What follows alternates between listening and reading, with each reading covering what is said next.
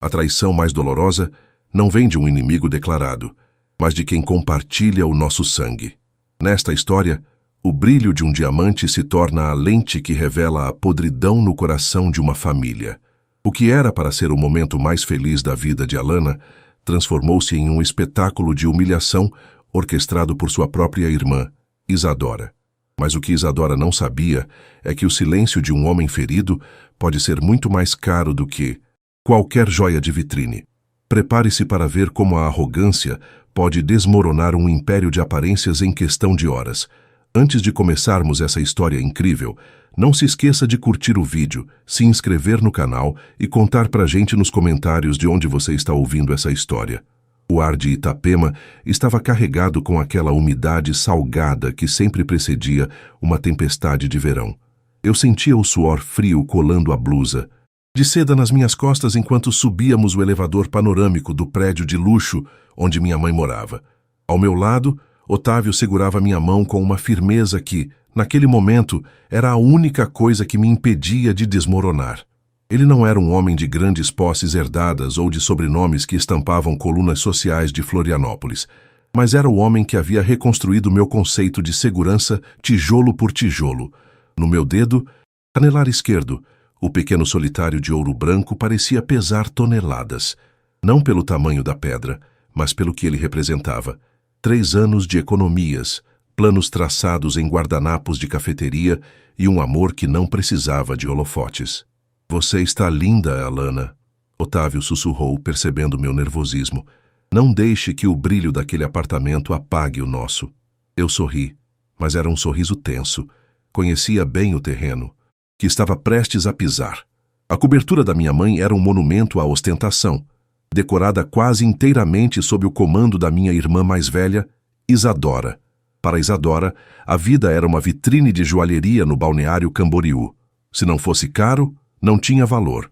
Se não fosse maior que o do vizinho, era um fracasso. Quando a porta do elevador se abriu diretamente na sala de estar, o cheiro de lavanda importada e vinho caro me atingiu.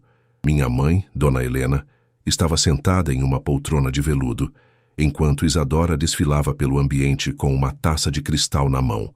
Ela usava um vestido que provavelmente custava o dobro do meu carro, e seus olhos de águia imediatamente pousaram em nós. "Finalmente os noivos chegaram", Isadora exclamou, embora o tom fosse mais de deboche do que de celebração. "Estávamos quase começando o jantar sem vocês. Sabe como? O Breno odeia esperar, e o tempo dele vale ouro, literalmente." Breno, o noivo de Isadora, era um empresário do ramo imobiliário que falava apenas sobre criptomoedas e iates. Ele acenou com a cabeça de longe, sem tirar os olhos do celular. Sentamos para o jantar e a opulência da mesa, com louças filetadas a ouro e talheres de prata, me fazia sentir como uma intrusa na minha própria família. Durante toda a refeição, Isadora monopolizou a conversa, detalhando as reformas na sua nova mansão no Brava e como o buffet do seu casamento teria caviar vindo diretamente da Europa. Eu esperava o momento certo para dar a notícia de forma oficial, embora elas já soubessem por cima. Tomei um gole de água, respirei fundo e olhei para Otávio. "Mãe, Isadora, nós queríamos formalizar. O Otávio e eu vamos nos casar na primavera. Queremos algo simples, talvez na Serra Catarinense, algo íntimo." Houve um silêncio breve. Minha mãe sorriu de forma protocolar, mas Isadora largou o garfo com um estalo metálico que ecoou pela sala. "Que fofo, Alana, mas antes de planejar a serra, deixa eu ver o que você ganhou", disse Isadora, estendendo a mão com as unhas perfeitamente feitas. "Quero ver o símbolo desse compromisso eterno." Relutante, estendi a mão. Isadora agarrou meus dedos com uma força desnecessária e puxou minha mão para perto da luz do lustre de cristal. O pequeno diamante no meu anel brilhou timidamente. Isadora ficou em silêncio por 2 segundos, que pareceram horas. Então, um risinho anasalado escapou de seus lábios, transformando-se rapidamente em uma gargalhada contida. "É sério?" ela perguntou, olhando para minha mãe. "Alana, querida, isso é tudo o que ele pôde pagar?" "É discreto, quase invisível. Na verdade, se você entrar no mar com isso, o brilho desaparece na primeira onda. Senti meu rosto arder. Olhei para o lado, procurando Otávio, mas ele tinha se levantado silenciosamente para pegar uma garrafa de água na cozinha gourmet, que ficava logo atrás do balcão onde estávamos. Ele estava ali, parado, a menos de 2 metros, ouvindo tudo através da divisória vazada de madeira. Isadora, por favor, tentei dizer, com a voz embargada. O tamanho da pedra não importa. Ah, não seja hipócrita, Isadora interrompeu, virando-se para Dona Helena. Mãe, mostre o meu para ela de novo. Só para ela ter uma referência do que é um investimento de verdade. O Breno gastou 4 meses de faturamento da empresa no meu. 4 meses? Isso sim é um homem que valoriza a mulher que tem ao lado. Ver esse anelzinho no seu dedo é quase um insulto à nossa família. Parece bijuteria de feirinha de artesanato. Minha mãe deu um sorriso constrangido, mas não me defendeu. Em vez disso, ela começou a elogiar a lapidação do anel de Isadora, descrevendo o quilate e a pureza da pedra como se estivesse narrando um leilão de luxo. Isadora continuava a rir, fazendo piadas sobre como eu teria que usar uma lupa para que os convidados vissem que eu estava noiva. Eu olhei para trás e vi Otávio. Ele não parecia bravo. Na verdade, ele estava assustadoramente calmo. Ele guardou a garrafa de água, caminhou até a mesa e colocou a mão no meu ombro. Seu olhar encontrou o de Isadora por um breve segundo. Um olhar frio, calculista, que eu nunca tinha visto antes. O jantar estava excelente, Dona Helena, disse Otávio, com a voz firme. Mas acho que já vimos e ouvimos o suficiente por hoje. Alana, vamos? Temos muito o que organizar para amanhã cedo. Saímos sob os olhares de desdém de Isadora e o silêncio cúmplice da minha mãe. No caminho para casa, no nosso carro popular que Isadora tanto desprezava, eu chorei em silêncio. Otávio não disse uma palavra, mas suas mãos apertavam o volante com força. Quando chegamos ao nosso pequeno apartamento, ele me abraçou e beijou minha testa. Não se preocupe com o que ela disse, meu amor, ele murmurou. Amanhã, o mundo dela vai parecer muito menor do que o diamante que ela tanto ostenta. Eu não entendi o que ele quis dizer. Afinal, Otávio era apenas um arquiteto focado em projetos de sustentabilidade, enquanto o noivo de Isadora, Breno, mandava em metade dos canteiros de obras da região. O que Otávio poderia fazer contra alguém tão poderoso? Naquela noite, enquanto eu tentava dormir, ouvi o clique suave do notebook de Otávio na sala. Ele passou a madrugada inteira acordado e fazendo ligações em voz baixa e digitando freneticamente. Eu mal sabia que, enquanto o sol nascia sobre as águas de Itapema, a vida de luxo, as aparências e o orgulho ferino da minha irmã estavam prestes a ser atingidos por uma força que nenhum diamante, por maior que fosse, conseguiria suportar. A vingança de Otávio não seria física, nem barulhenta. Seria uma demolição controlada de tudo o que Isadora mais valorizava. Acordei com o som rítmico das ondas quebrando na areia de Itapema, um som que normalmente me acalmava, mas que naquela manhã parecia carregar o peso de uma ressaca emocional. O sol de Santa Catarina já entrava pelas frestas da persiana, desenhando listras douradas no tapete de sisal do nosso quarto. Estiquei o braço, mas o lugar ao meu lado estava frio. Otávio já estava de pé há horas. O cheiro de café recém-passado invadia o corredor, misturado ao aroma cítrico de um produto de limpeza que ele costumava usar no escritório. Levantei-me, sentindo o nó na garganta que a humilhação da noite anterior havia deixado. Cada risada da Isadora ainda ecoava na minha mente como um zumbido persistente. Bijuteria de feirinha, ela dissera. Olhei para o meu anel na mesa de cabeceira. Ele parecia tão pequeno, mas para mim, cada faceta daquela pedra contava a história das noites em que Otávio trabalhou até tarde para terminarmos de pagar a entrada do nosso terreno em Rancho Queimado.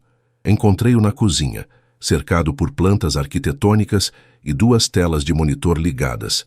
Ele não usava o pijama habitual. Estava vestido com uma camisa polo impecável e tinha o rosto barbeado. Uma expressão de foco absoluto que ele só reservava para os grandes concursos de urbanismo. Ele mal notou minha entrada. Seus dedos voavam pelo teclado, enquanto ele alternava entre planilhas e o que pareciam ser mapas de satélite da região da Praia Brava, em Itajaí. "Bom dia, meu amor", ele disse, sem tirar os olhos da tela. Sua voz estava estranhamente leve, desprovida da tensão que eu esperava depois do desastre no jantar. "O café está no bule. Fiz aquele pão de queijo que você gosta. Comprei na padaria da esquina logo cedo." "Otávio, você não dormiu nada?" perguntei, aproximando-me e pousando a mão em seu ombro. "Eu sinto muito pelo que a Isadora disse. Ela sempre foi assim. O Breno dá corda para essa arrogância dela.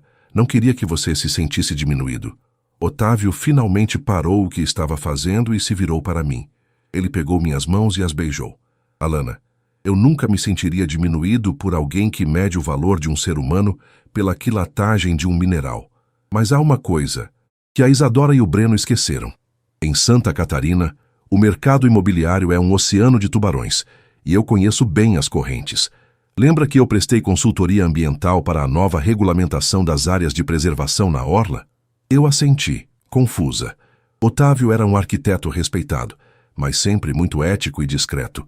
Ele nunca usaria sua posição para ganho pessoal ilícito. "O Breno está construindo o Skyline Diamond, aquele prédio de 70 andares que a Isadora vive postando no Instagram. É o maior investimento da vida deles. Eles venderam tudo o que tinham, pegaram empréstimos astronômicos e colocaram cada centavo naquela obra, esperando um retorno de 300%. Isadora já conta com o lucro para o casamento de 5 milhões dela. O problema, Alana, é que o Breno é negligente. Para economizar e acelerar o cronograma, ele ignorou 3 relatórios técnicos sobre o impacto do sombreamento e a drenagem do lençol freático. Senti um frio na espinha. Sabia onde aquilo ia dar. No Brasil, e especialmente no litoral catarinense, as leis ambientais estavam ficando cada vez mais rigorosas devido à verticalização desenfreada. Eu tentei avisar o engenheiro dele meses atrás, como um favor profissional, continuou Otávio, voltando a olhar para os monitores. Mas eles riram de mim. Disseram que os arquitetos naturebas não entendiam de negócios.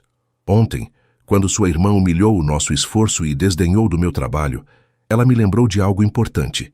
A justiça não precisa de gritos. Ela só precisa de fatos. Eu passei a noite revisando os protocolos que enviei e as respostas debochadas que recebi por e-mail. Às 8 da manhã, enviei um dossiê completo para o Ministério Público e para a Secretaria de Urbanismo. "Otávio, o que isso significa na prática?" perguntei, com o coração acelerado. "Significa que, em menos de 1 hora, a maior obra do Breno será embargada por tempo indeterminado. E como ele usou materiais de baixa qualidade que já apresentam fissuras estruturais na base, o seguro não vai cobrir a paralisação.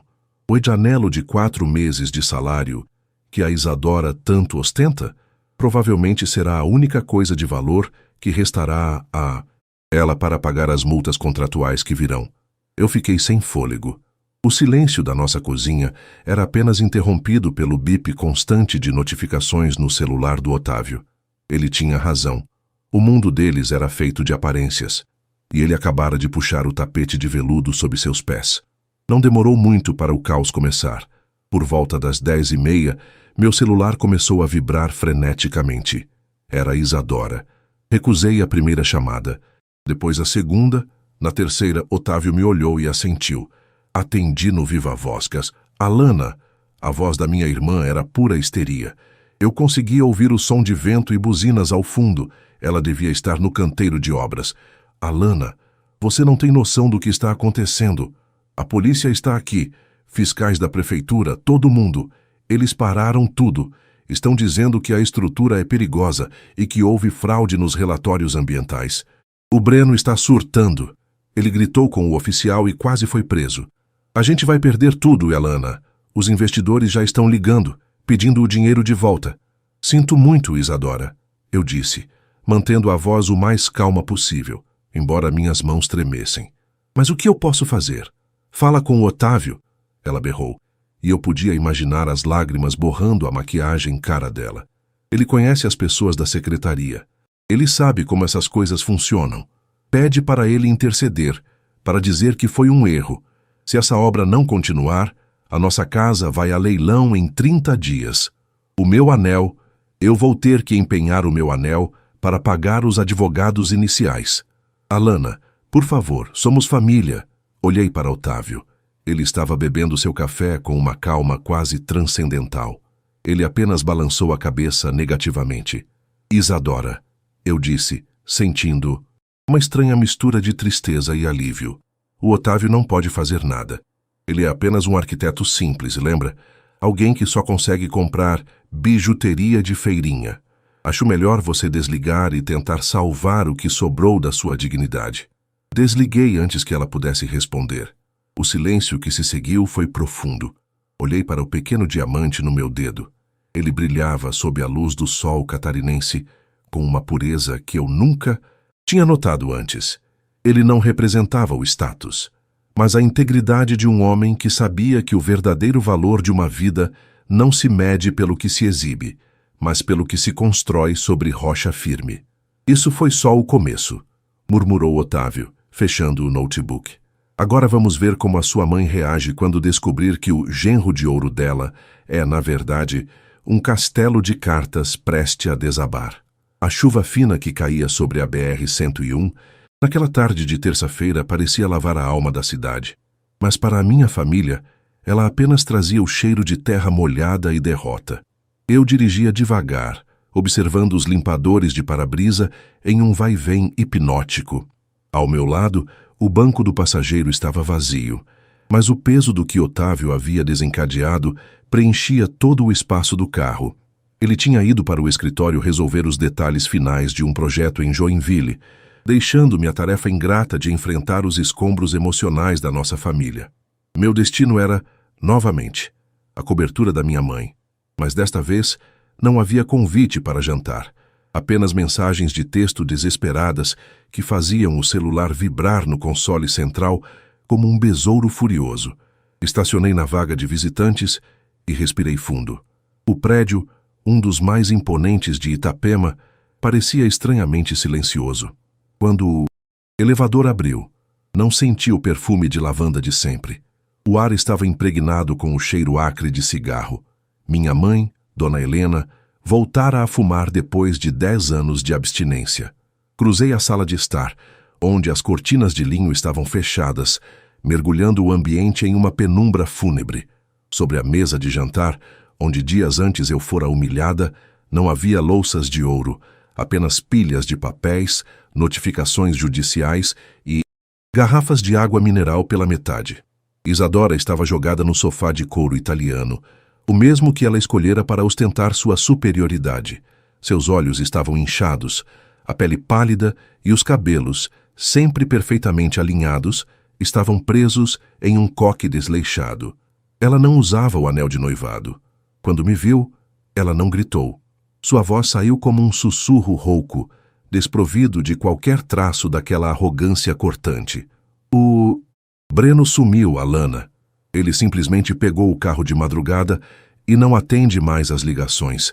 Os advogados da construtora disseram que ele transferiu uma quantia enorme de reais para uma conta no exterior antes do bloqueio judicial.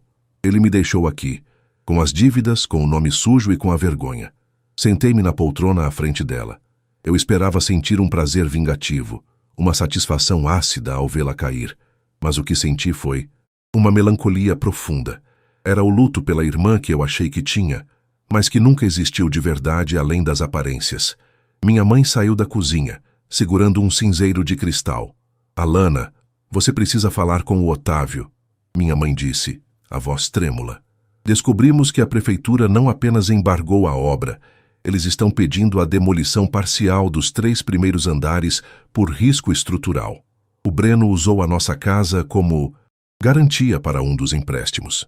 Se ele não aparecer para negociar, a justiça vai tomar este apartamento em menos de 90 dias. Sua irmã vai perder tudo. Eu vou perder a minha segurança. Peça para o seu noivo. Por favor, peça para ele retirar a denúncia.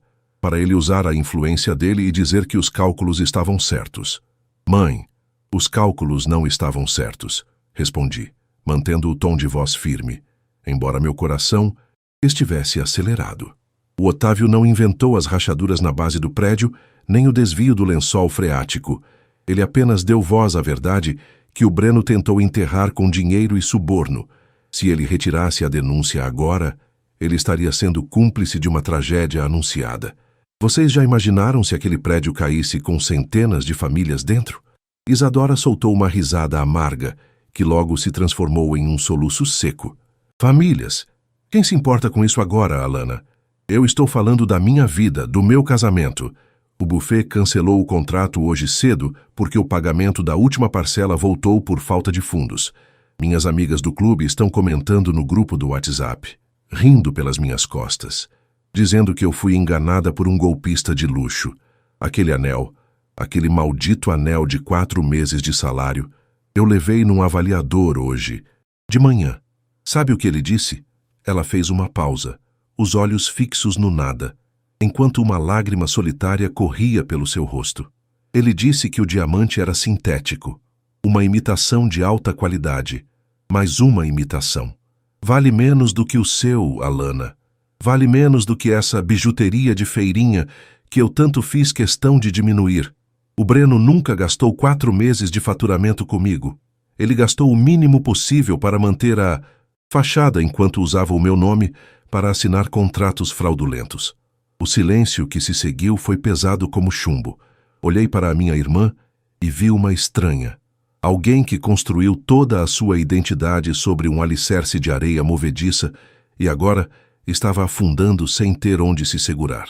A vingança de Otávio não fora contra a pessoa dela, mas contra a mentira em que ela vivia. Ele não precisou mover uma palha para destruir a Isadora. Ele apenas removeu o véu que cobria a podridão. "O que você vai fazer agora?" perguntei, de forma genuína. "Eu não sei", ela confessou, limpando o rosto com as mãos trêmulas. "Tenho ordens de despejo, processos trabalhistas dos operários que não receberam e uma dívida que eu não vou conseguir pagar nem em 3 encarnações.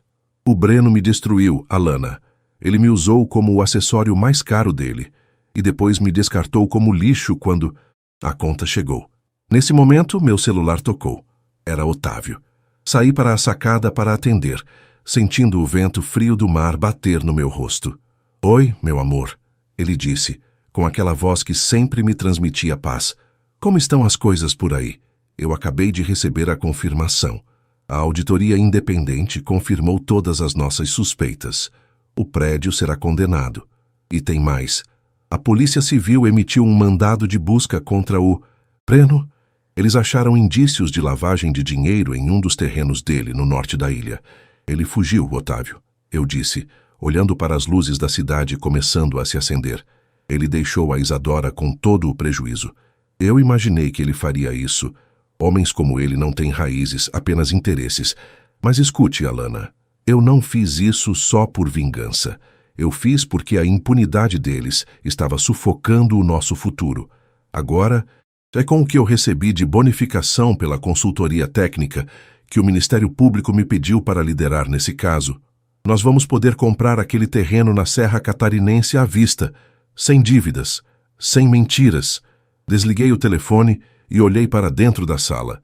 Vi minha mãe tentando consolar Isadora, mas o gesto parecia vazio. Elas ainda estavam presas ao passado, ao status perdido, enquanto eu finalmente via o caminho livre para meu futuro. Eu sabia que o próximo passo seria o mais difícil. Decidir se eu ajudaria Isadora a se levantar do chão ou se deixaria que ela aprendesse, sozinha, que o brilho que realmente importa é aquele que vem de dentro, e não o que se compra em parcelas de luxo com dinheiro sujo. Voltei para a sala, peguei minha bolsa e caminhei até a porta. Antes de sair, olhei para Isadora uma última vez. Se você quiser recomeçar, Isadora, do 0 sem as bolsas de marca e sem os jantares caros, você sabe onde eu moro. Mas se for para continuar chorando pela vida de rainha, que nunca foi sua, por favor, não me procure. Fechei a porta atrás de mim, ouvindo apenas o som dos meus próprios passos no corredor de mármore. O capítulo 3 daquela história terminava ali, com o castelo de cartas totalmente no chão, e o sol se pondo sobre uma Itapema que, para mim, nunca pareceu tão real. 6 meses se passaram desde que o castelo de vidro de Isadora estilhaçou-se contra o asfalto quente de Itapema. O tempo em Santa Catarina tem essa dualidade. No litoral, os dias passam em um frenesi de turistas e obras que parecem tocar o céu. Mas aqui, na região de Rancho Queimado, o tempo parece curar as feridas no ritmo do crescimento das araucárias. O ar da serra estava gelado naquela manhã, um prenúncio de que a geada logo cobriria os campos com seu manto branco. Eu estava na varanda da nossa casa de madeira, segurando uma caneca de cerâmica com café quente, sentindo o vapor umedecer meu rosto. O silêncio era interrompido apenas pelo canto de um gralha azul e pelo som rítmico do martelo de Otávio, que terminava de ajustar a cerca do nosso pequeno pomar. A vida de Isadora, como havíamos previsto, tornou-se um pesadelo burocrático e jurídico. Breno foi capturado pela Polícia Federal tentando atravessar a fronteira com o Paraguai, carregando 2 maletas de dinheiro vivo e passaportes falsos. Ele não hesitou em tentar incriminar minha irmã para reduzir sua própria pena, alegando que ela era a mentora intelectual da lavagem de dinheiro. Isadora passou semanas prestando depoimentos, vendo seu rosto estampado nas manchetes dos jornais locais como a Dama de Vidro do Litoral. A cobertura da Tuesday. Minha mãe foi a leilão para pagar as indenizações dos operários feridos na interdição do prédio Skyline Diamond. Hoje, as 2 moram em um pequeno apartamento alugado no centro de Florianópolis, um lugar que Isadora, em seus tempos áureos, chamaria de cubículo para gente sem perspectiva. Minha mãe me ligara na noite anterior. Sua voz, antes tão cheia de juízos de valor sobre marcas e etiquetas, agora soava frágil e contida. Alana, a Isadora conseguiu um emprego, ela disse, com uma mistura de orgulho e tristeza. É como recepcionista em uma clínica odontológica na Trindade. Ela chora toda noite por causa das mãos. Diz que nunca imaginou que teria que trabalhar 8 horas por dia atrás de um balcão. Mas é o que temos, filha. O advogado disse que, se ela mantiver a conduta, talvez não precise enfrentar processos criminais diretos. Eu não senti prazer com aquela notícia. Senti apenas uma aceitação pesada. A vingança de Otávio não fora um ato de maldade, mas um realinhamento da realidade. Ele apenas devolveu a Isadora a vida que ela tentava esconder sob camadas de joias falsas e arrogância. Otávio subiu os degraus da varanda, limpando o suor da testa com as costas da mão. Ele se aproximou e me abraçou por trás, apoiando o queixo no meu ombro. Seu cheiro era uma mistura de pinho, terra e o perfume cítrico que eu tanto amava. "Está pronta para o nosso dia?" ele perguntou, sua voz vibrando contra o meu pescoço. "Mais do que pronta", respondi, virando-me para beijá-lo. Hoje era o dia do nosso casamento. Não haveria caviar, nem lustres de cristal de 5 metros, nem fotógrafos de revistas de celebridades. O seu palco era o nosso próprio terreno, sob a sombra de uma araucária centenária. O buffet era composto por comidas típicas da nossa região, pinhão cozido, queijos artesanais da serra e vinhos de uma vinícola familiar vizinha. Meus convidados eram poucos, mas eram pessoas cujas mãos eu poderia segurar, sabendo que havia verdade nelas. Minha irmã e minha mãe chegaram por volta das 11 da manhã. Isadora desceu de um carro de aplicativo, usando um vestido simples de algodão que ela provavelmente comprara em uma loja de departamento comum. Ela não tinha mais aquela aura de intocabilidade. Quando seus olhos encontraram os meus, vi algo que nunca achei que veria nela: humildade. Ela caminhou até mim, seus passos lentos sobre a grama úmida. "Você está linda, Alana", ela disse, e pela primeira vez na vida, a voz dela não carregava nenhum tom de sarcasmo. De verdade. Ela olhou ao redor, observando a simplicidade elegante da nossa recepção, as flores do campo colhidas naquela manhã, decorando as mesas de madeira rústica. Depois, seus olhos baixaram para a minha mão esquerda. O meu pequeno anel solitário brilhava intensamente sob o sol de outono. "Eu sinto muito", Isadora sussurrou, tão baixo que quase foi abafado pelo vento. Eu ri desse anel. Eu disse que ele era invisível, mas hoje, olhando para o vazio que ficou na minha vida, eu percebo que ele é a única coisa sólida que eu já vi. O meu era grande. Era caro, mas era oco. O seu é real. Eu a abracei. Foi um abraço rápido. ainda marcado pelas cicatrizes do passado, mas foi um começo. Eu não precisava perdoar tudo imediatamente, mas podia reconhecer que ela finalmente estava enxergando o mundo sem os filtros de ouro falso que a cegavam. A cerimônia foi curta e emocionante. Quando o celebrante pediu as alianças, Otávio tirou do bolso uma pequena caixa de veludo azul marinho. Dentro, não havia apenas a aliança de ouro, mas o meu solitário, que ele pedira para polir e reforçar a cravação. Alana, Otávio disse, olhando fixamente nos meus olhos, ignorando todos ao redor. Eu prometi que o seu anel custaria caro para quem tentasse diminuí-lo, mas o valor dele nunca foi o que eu paguei na joalheria. O valor dele está no fato de que, quando o mundo ao nosso redor desmoronou em mentiras e ganância, ele permaneceu aqui. Ele não mudou de cor. Ele não perdeu o brilho. E ele nunca vai nos deixar esquecer que a verdade é a joia mais rara de Santa Catarina. Eu deslizei a aliança no dedo dele, sentindo uma paz que nenhuma conta bancária recheada poderia comprar. Olhei para a mesa onde Isadora estava sentada, bebendo um copo de suco de maçã local, conversando timidamente com um dos amigos arquitetos de Otávio. Ela parecia estar descobrindo, aos poucos, como era ser uma pessoa comum, sem o peso de ter que ser superior a ninguém. A vingança de Otávio estava completa, não porque ele destruiu a Isadora, mas porque ele nos construiu um santuário onde a vaidade dela nunca poderia entrar. À medida que a noite caía e as estrelas começavam a pontilhar o céu limpo de Rancho Queimado, eu olhei para o meu dedo uma última vez antes de entrar na dança. O diamante era pequeno, sim. Discreto, talvez, mas sob a luz da lua, ele refletia um brilho que era eterno, porque era sustentado pela integridade do homem que eu escolhi para dividir a vida. Eu não precisava de 4 meses de faturamento. Eu tinha o que o dinheiro do Breno nunca pôde comprar, uma consciência limpa e um amor que não precisava de lupa para ser visto. O silêncio da montanha era o meu aplauso, e o calor da mão de Otávio era o meu maior tesouro. No final pico, a irmã que tinha tudo perdeu a essência, e a irmã que eu não tinha nada herdou o mundo inteiro em um pedaço de terra e um anel que, contra todas as expectativas, tornou-se a peça mais valiosa de toda a família.